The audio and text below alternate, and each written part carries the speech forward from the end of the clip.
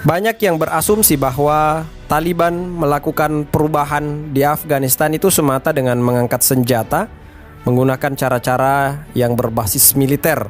Tetapi ternyata teman-teman, kalau kita lihat jauh lebih dalam, ternyata perubahan-perubahan yang dilakukan oleh Taliban itu adalah perubahan yang jauh lebih terstruktur. Sebelum ada gerakan untuk mengangkat senjata, ternyata ada gerakan untuk melakukan perubahan, merubah mindset berpikir dari masyarakat Afghanistan. Dan itu dibentuk melalui kajian-kajian ilmu agama yang diajarkan kepada para santri ini. Kan Taliban itu namanya kaum santri ya. Jadi dari satu orang mullah kemudian menebarkan ilmu-ilmu agama Islam itu, lalu diterima oleh para kaum santri. Lalu kaum santri ini mengangkat senjata menjadi solusi bagi negara mereka pada saat itu. Dan setelah komunis keluar, ya, ada konflik internal yang terjadi di dalam masyarakat Afghanistan, dan Taliban lahir menjadi solusi pada saat itu. Teman-teman semua, ketika kita membaca sejarah, maka kita akan melihat ada irisan yang sama antara apa yang dilakukan oleh para Taliban ini, para kaum santri di Afghanistan, dengan model perubahan yang dilakukan oleh Rasulullah SAW, di mana merubah mindset masyarakat Mekah yang masih berada pada masa-masa jahiliyah, zaman-zaman kebodohan. Mereka menganggap bahwa ada sesembahan selain Allah, ada zat, ada benda yang dapat memberikan manfaat dan kerugian selain Allah Subhanahu wa Ta'ala, dan menjadikan patung-patung seperti Latta, Uzza, Hubal dan lain-lain sebagainya sebagai perantara untuk menyembah Allah Subhanahu wa Ta'ala. Lalu datanglah Rasulullah sallallahu alaihi wasallam memurnikan akidah mereka, mengangkat derajat manusia. Prosesnya panjang, lalu mereka hijrah ke Madinah dan membentuk sebuah negara. Nah, itulah teman-teman semua, ketika kita membaca tentang sejarah perjalanan panjang Afghanistan hingga kita temukan pada titik ini, mereka melakukan perubahan-perubahan yang signifikan, ya, terukur, dan akhirnya alhamdulillah kita bisa melihat pada tahun 2021 Allah mengabulkan salah satu doa mereka, yaitu mengusir penjajah dari negeri mereka setelah rentetan puluhan perjuangan yang panjang yang mereka harus hadapi. Mereka adalah bentuk kombatan tradisional, harus melawan negara adidaya semisal Amerika, yang di belakangnya juga ada negara-negara NATO ya. Dan ini tentu sebuah kekuatan yang tidak berimbang. Tetapi ketidakberimbangan inilah yang membuat mereka sadar bahwa tidak ada kekuatan yang mereka harus tempati untuk meminta selain Allah Subhanahu wa Ta'ala sebagai zat yang maha kuat, dan tidak ada yang bisa mengalahkan pencipta, ya. Tidak mungkin ciptaan bisa mengalahkan pencipta. Dan itulah backingannya orang-orang Taliban ini, para kaum santri ini, teman-teman semua. Jadi perubahan yang dilakukan adalah perubahan dari bawah. Jadi konsep perubahannya adalah perubahan mindset melalui tarbiyah-tarbiyah yang dilakukan pada kelompok-kelompok Taliban. Meskipun mereka selama ini di-framing oleh media barat sebagai bentuk ketakutan masyarakat Afghanistan terhadap Taliban, tapi nyatanya eksistensi Taliban untuk bisa berjuang di Afghanistan itu tidak lepas dari dukungan masyarakat Afghanistan itu sendiri. Artinya masyarakat Afghanistan memberikan ruang kepada para pejuang mereka untuk bisa eksis dan berjuang di sana. Tanpa dukungan masyarakat Afghanistan, maka perjuangan juga ini akan sulit. Dan tentu kita akan melihat banyak catatan-catatan bahwa di dalam perjuangan akan senantiasa akan kita temukan adanya orang-orang yang berkhianat, meskipun itu kita sama warna kulitnya, sama rasnya dan lain sebagainya.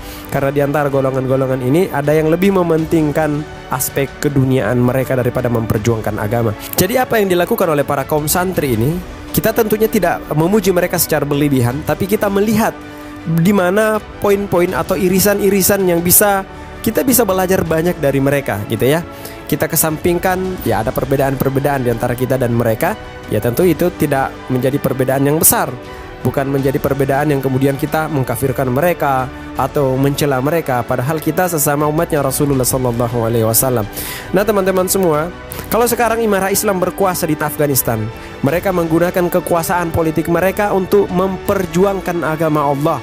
Salah satu buktinya yaitu digunakannya panji tauhid sebagai bendera negara Afghanistan. Dan ini berbeda dengan negara-negara sekuler. Kenapa? Mereka menggunakan politik untuk mencapai kekuasaan tertentu.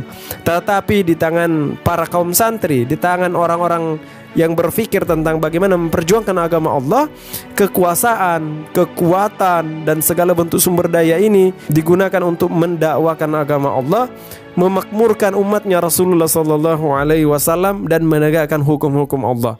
Tentunya kita berharap banyak untuk bisa melihat masa depan Afghanistan yang jauh lebih baik, karena selama beberapa tahun kita melihat bahwa mereka dalam situasional yang tidak baik-baik saja. Kekuatan-kekuatan besar itu silih berganti masuk di Afghanistan, tapi alhamdulillah semangat jihad dan perjuangan kemudian memukul mundur penjajah-penjajah ini, sehingga sampai sekarang ini kita bisa melihat banyak perubahan yang terjadi di Afghanistan, mulai dari segi ekonomi dan pembangunannya.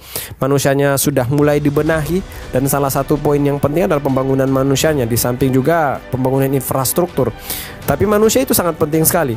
Selama 2 dekade ya, masyarakat Afghanistan itu diserang dengan narkotik, opium, dan lain-lain sebagainya untuk merusak masyarakat muslim di sana. Belum lagi dengan gerakan-gerakan liberalisasi, gerakan-gerakan pemahaman sekularisasi di sana, di Afghanistan. Dan ini terjadi banyak di negeri-negeri kaum muslimin, sehingga terciptalah masyarakat yang memang masyarakat itu tetap agamanya Islam, tapi sayang sekali mindsetnya itu sudah beralih pada mindset pemikiran orang-orang barat gitu ya. Artinya secara status masih Islam, tapi frekuensinya rasa-rasanya sudah berbeda. Pemikiran-pemikirannya, ya gaya-gaya berpikirnya lebih condong pada pemahaman orang-orang barat ya. Dan kadang ada juga yang lucu mengatakan bahwa demokrasi ini udah mirip kok dengan sistem Islam. Padahal kalau kita berpikir, ngapain kita mengambil yang mirip kalau ada yang asli? Bagaimana mungkin kita menjadikan sesuatu yang KW, mirip, tiruan jauh lebih baik daripada yang asli? Pilihan di depan kita. Misalkan ada yang mirip lalu ada yang asli, mau ambil yang mana?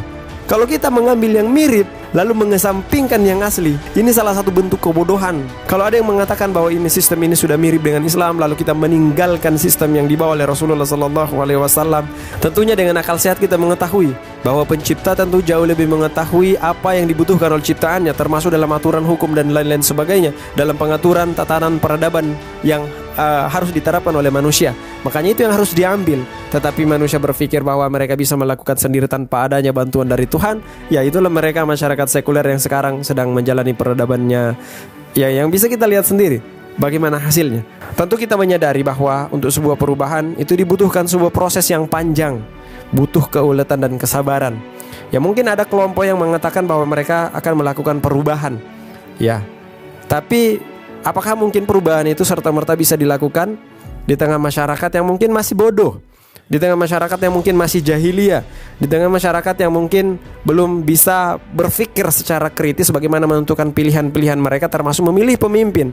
Jadi masyarakat itu butuh untuk dicerdaskan, masyarakat itu butuh dirubah mindsetnya terlebih dahulu, sehingga ke depan bisa memilih pemimpin yang jauh lebih baik. Kembali ke Taliban, kita pernah melihat bagaimana sebuah video memperlihatkan bagaimana Taliban yang dulu dengan Taliban yang sekarang. Taliban dulu menggunakan pakaian tradisional, tapi sekarang Taliban jauh lebih modern dengan persenjataan yang juga banyak ditinggalkan oleh Amerika, yang kemudian mereka perbaiki dan mereka gunakan untuk mempertahankan wilayah negara mereka.